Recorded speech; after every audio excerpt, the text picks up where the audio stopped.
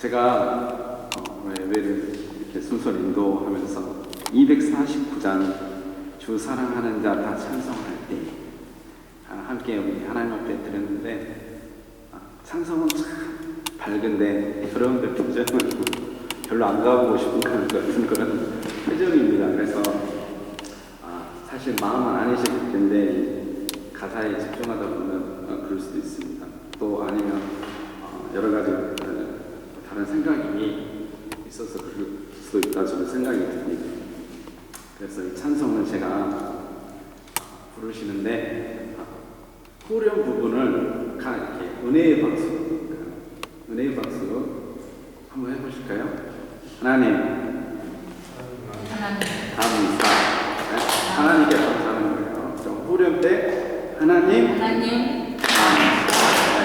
후렴만 이렇게 하시면 돼요. 그러니까 이렇게 죄송합니다. 제가 틀리게 갈게요. 하나님 감사합니다.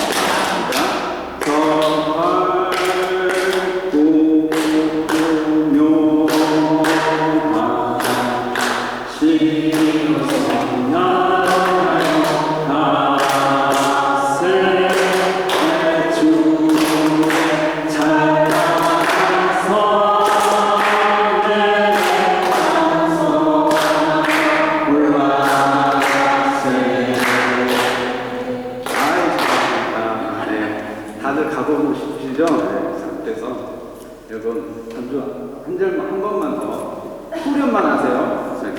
왜냐하면 박수 치시는 걸 별로 안 좋아하시는 분 계시니까 제가 후렴만 은혜의 박수로 박수를 치시면 건강에 좋다고 그럽니다. 아시죠? 네.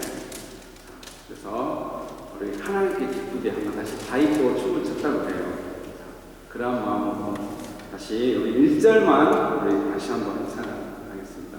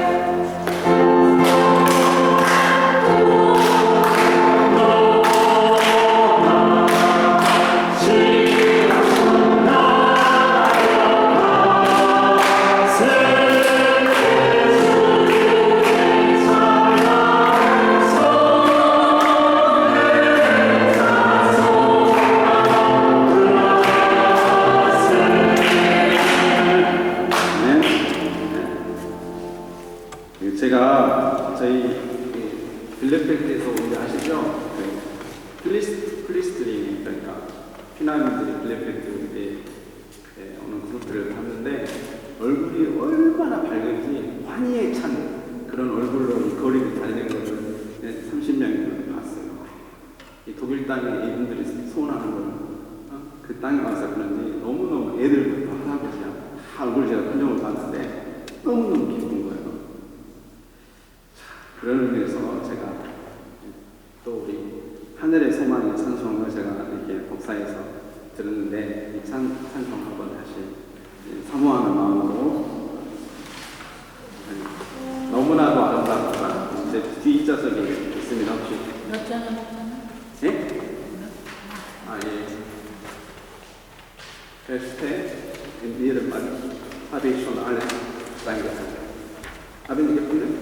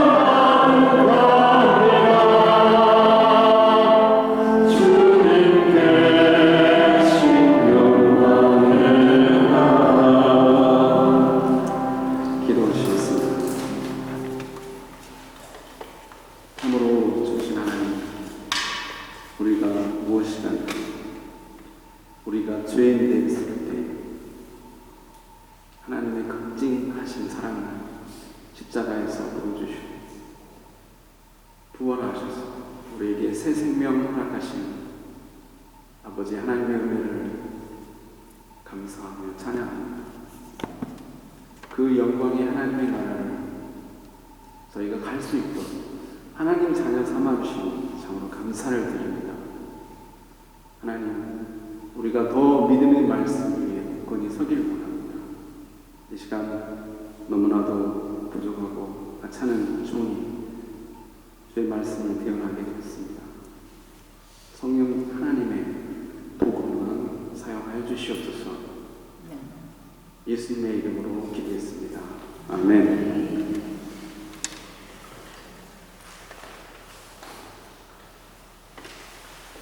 철학자 임마누엘 칸트는 고통받는 사람들에게 도움이 되는 세 가지를 얘기했습니다.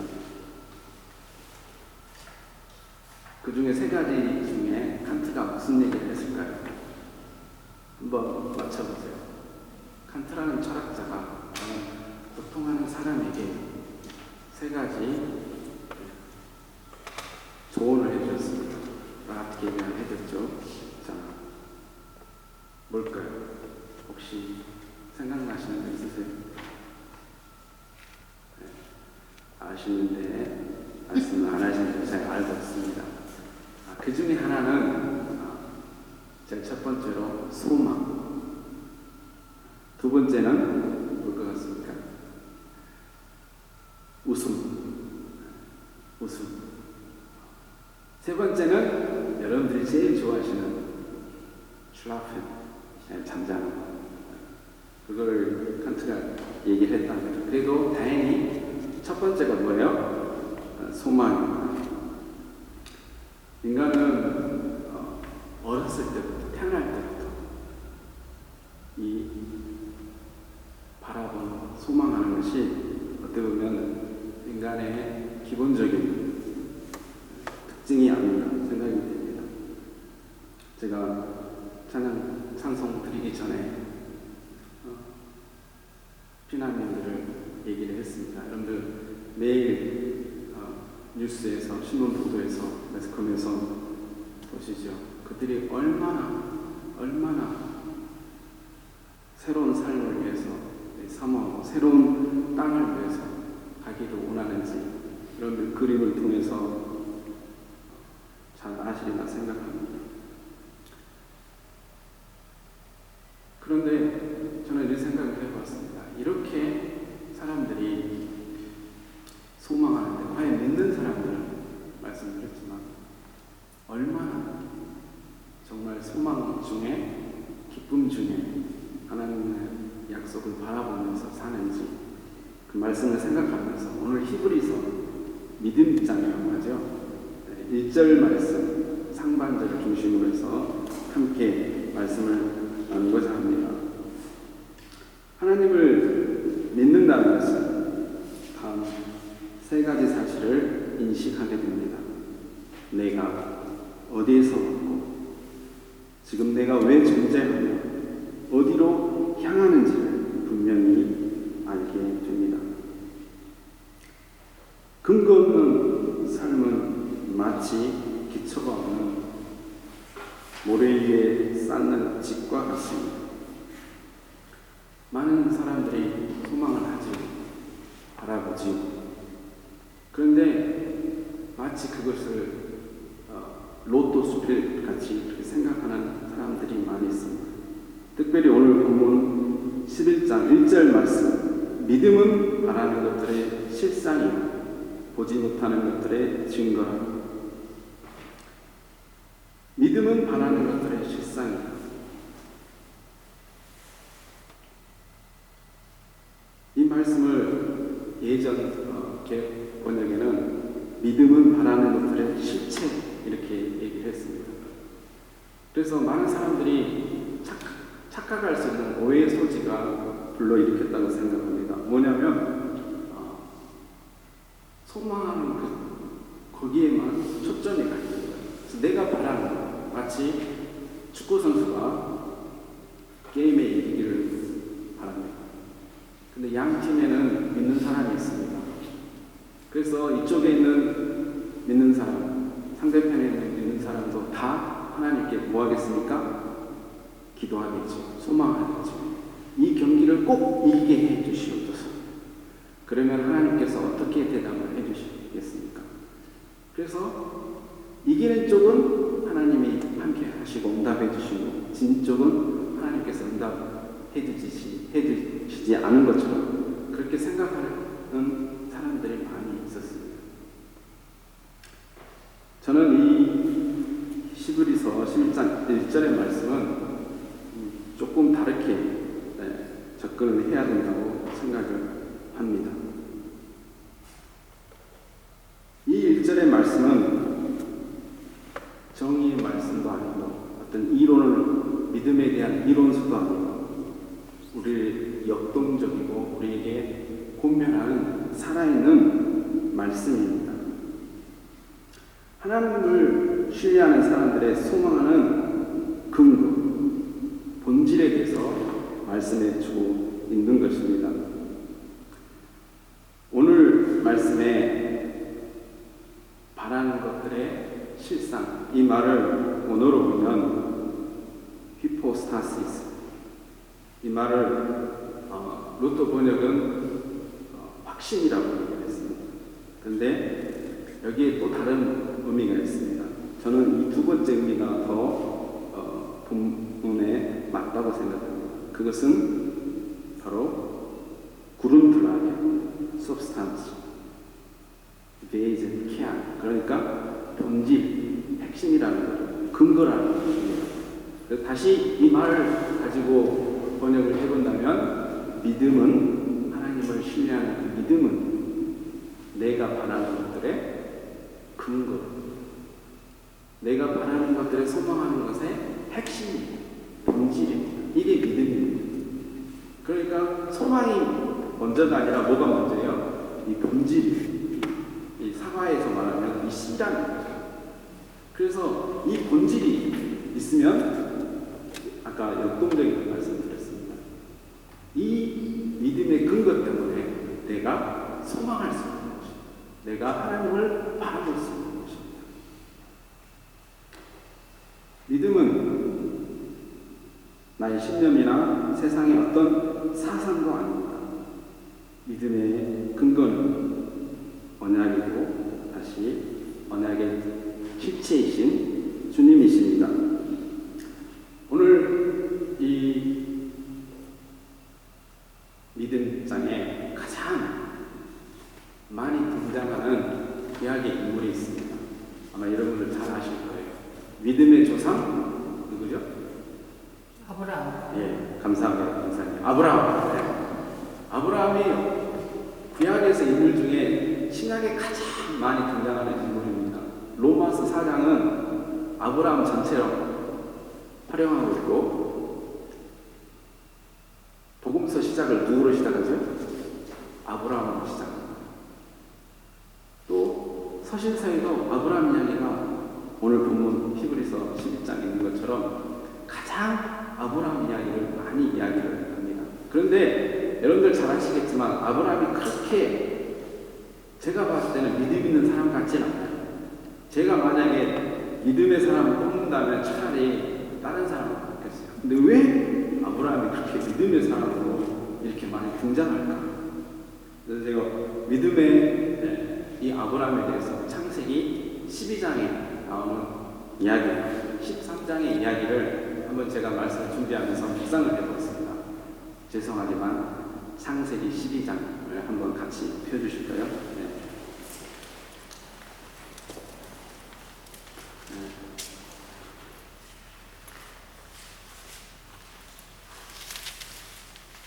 창세기 12장.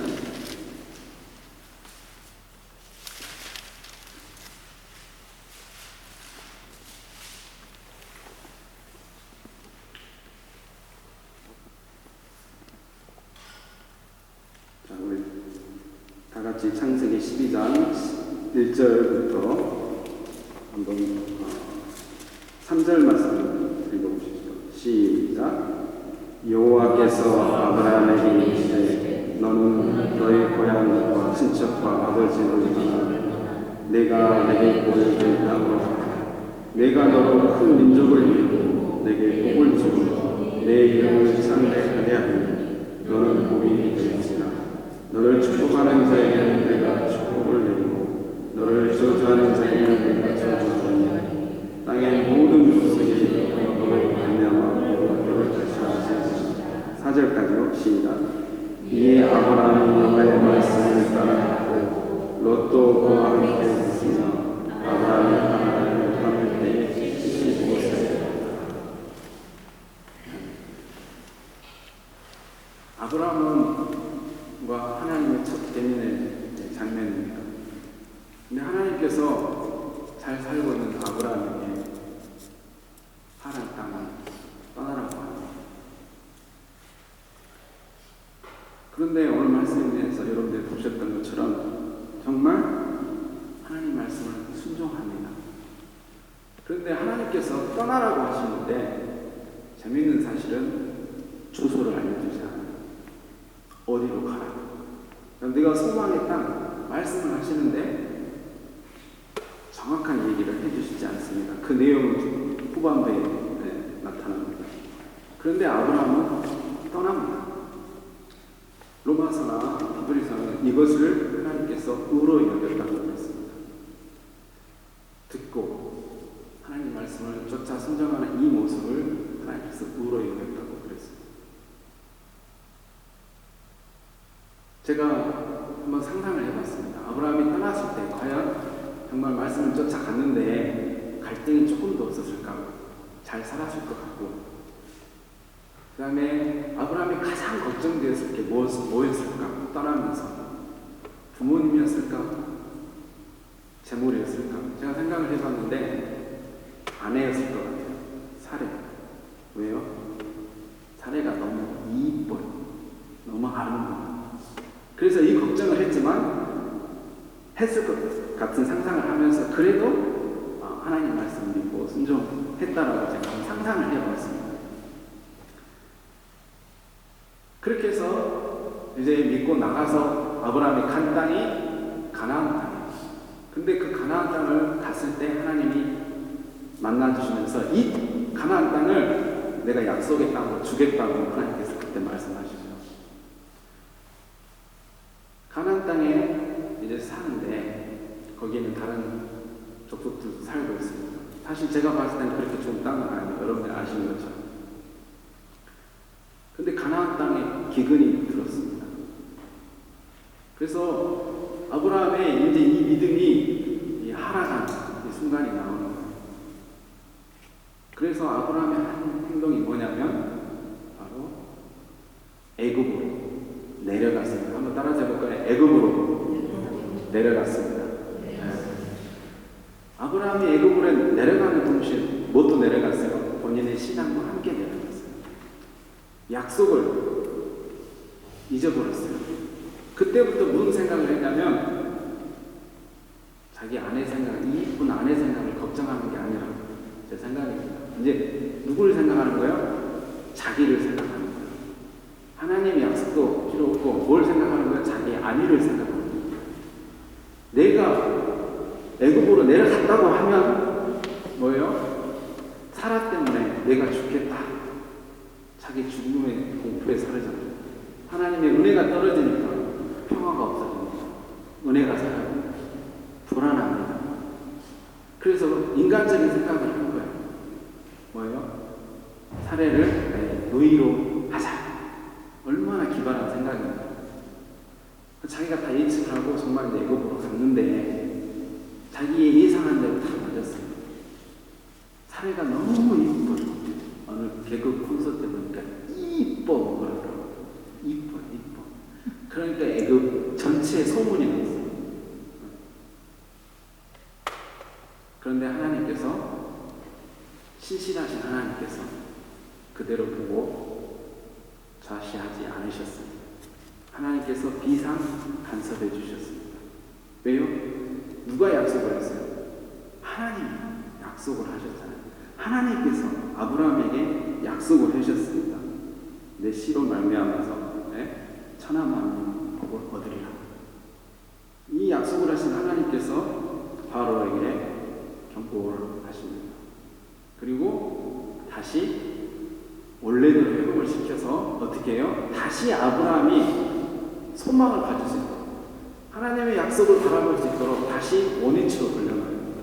다시 가나안 땅으로, 약속의 땅으로 오게 합니다. 재미있는 사실은 돌아오는 여정에 지금 어디로 올라오고 있어요? 아브라함이 다시 가나안 땅으로 올라오는데 오늘 말씀에 13장에 보니까 베델로 올라온다고 했어요. 베델을 향하여서. 베델이 어디입니까? 하나님의 집. 네? 하나님의 집으로 다시 돌려놓으십니다. 그런데 그렇게 마음을 바꿔서 하나님을 향하는 그 순간부터 아브라함이 뭘 어떻게 됐죠? 축복을 얻습니다. 복을 얻습니다. 오늘 말씀에 13장에 보니까 2절 말씀, 아브라함에게 가축과 은과 금이 풍부하였다. 그가 처음으로 제단을 쌓은 것이라. 그가 거기서 여호와의 이름을 불렀다. 이 베델에서 처음으로 하나님의 이름을 불렀습니다. 하나님께서 놀라운 축복을 그에게 허락해 주셨습니다. 하나님께서는 이렇게 찾아오십니다. 가장 바라볼 수 없는 상황에서 다시 바라볼 수 있도록, 처음에 아브라함을 부르게 하셨던 그 하나님이 아브라함이 가장 밑바닥에 있을 때 찾아오신 거예요. 그리고 다시 바라보게 하시는 것입니다. 주님께서는 제자 베드로에게 걱정하시면서 이렇게 얘기했습니다. 내 믿음이 떨어지지 않도록 주의해라. 그리고 무엇이냐면 주님께서 베드로를 위해서 기도를 해주셨어요. 믿음에서 떨어지지 말고. 그런데 베드로는 그렇게 말씀을 한 주님의 그 기도의 어떤 응답이 이루어지지 않는 것 같아요. 어떻게 됐어요? 떨어져 버렸어요. 믿음에서 떨어졌습니다. 그러나 주님께서, 벌하신 주님께서 잘됐다. 너 내가 그렇게 경고까지 하고 내가 너를 위해서 기도를 했는데 떨어져 버렸다. 그래, 너는 지금부터 내 제자는 아니다. 이렇게 한마디도 말씀하지 않으시고 어떻게 하셨습니까? 베드로를 회복시키셨습니다. 아브라함을 회복시키셨습니다. 마찬가지로 저와 여러분, 우리는 늘 하나님을, 나라를 향해서 우리가 어디로 가는지 여러분 다 아시잖아요. 우리 하나님의 자녀로. 그렇지만 우리가 바라볼 수 없는 그 이유나 환경이 우리 찾아옵니다. 그때마다 우리 주님께서는 아브라함에게 찾아오셨듯이, 베드로에게 찾아오셨듯이 우리를 찾아오십니다. 우리에게 찾아오십니다. 아멘. 아멘. 저는 이 아브라함 사건에서 너무나도 감사한 것은, 왜 아브라함이 이렇게 형편없는 사람인데 믿음의 조상이 되었을까? 하나님 때문입니다. 하나님께서는 그가 처음에 바랄 수 없는 중에 바랐다는 거예요. 정말 주소도 안 가르쳐주고 가라. 그때 이 하나님의 베드로가 순종을 했어요. 그 모습 하나를, 그 좋았을 때, 참 잘했을 때, 믿음에서 정말 정점을 이루고자 하는 그 베드로의 그 믿음을, 그 마음을 보시고 하나님께서는 의로 여겨주시고 믿음의 조상으로 세워주신 겁니다. 잘못했던 일, 죄를 행했던 일 하나도 말씀하지 않았어요. 여러분들 11장에 아브라함 얘기가 계속 나옵니다. 좋은 얘기입니다. 그러면서 무슨 얘기를 하냐면, 그가 바랄 수 없는 중에 하나님을 소망하고 바라보고 순종했다. 그거를 의로 여겨준다는 거예요. 사랑하는 성도 여러분, 여러분은 지금 어디에 계십니까? 가나안 땅에서 힘겨운 믿음의 싸움을 하고 계십니까? 아니면 너무 힘들어서 애굽 땅에 내려가 계십니까?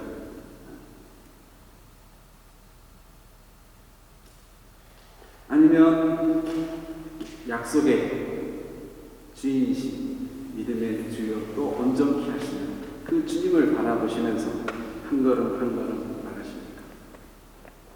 제가 우리 프랑크푸르트에서 일을 할 때가 있었는데요. 교수님을 제가 모시고 다닌 적이 있었습니다. 그 교수님은 총리와의 만찬이 예정된 분이셨어요. 근데 저는 운전사였습니다. 근데 그분이 만찬을 안 가시겠다. 그리고 저랑 이야기를 하죠. 신앙 이야기. 그러면서 그분이 자기 간증을 하시면서 자기가 하는 운동이 있답니다. 그 운동을 저한테 알려주시는 거예요. 하나의 운동은 하저자 운동이래요. 한번 해보실까요? 하저자. 그래서 또 하나의 운동은 또 뭐냐면 하우자. 하우자. 하저자는 무슨 운동이 맞습니까? 하나님, 저 잘하고 있습니까? 그럼 하우자는 하나님, 우리 잘하고 있습니까? 그래서 제가 되게 멋있더라고요. 그 교수님이. 집에서 저도 운동을 하나를 개발했습니다. 그래서 뭐를 했냐면 걸어서 하늘나라까지. 한번 해보실까요? 걸어서 하늘나라까지. 네.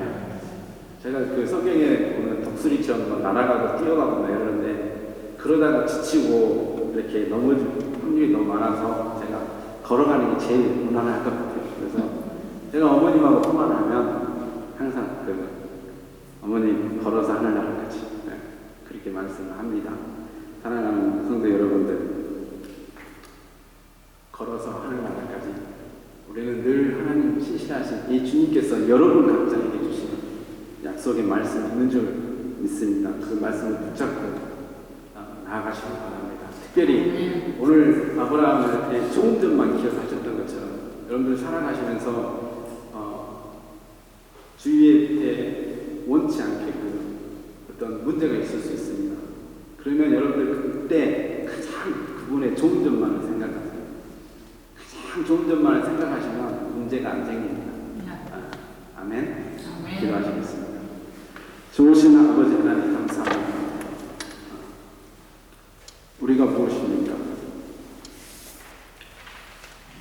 하나님의 자녀, 하나님의 나라를 소망하며 하루하루 전진하는 십자가의 군사로 삼아주신 것 감사를 드립니다.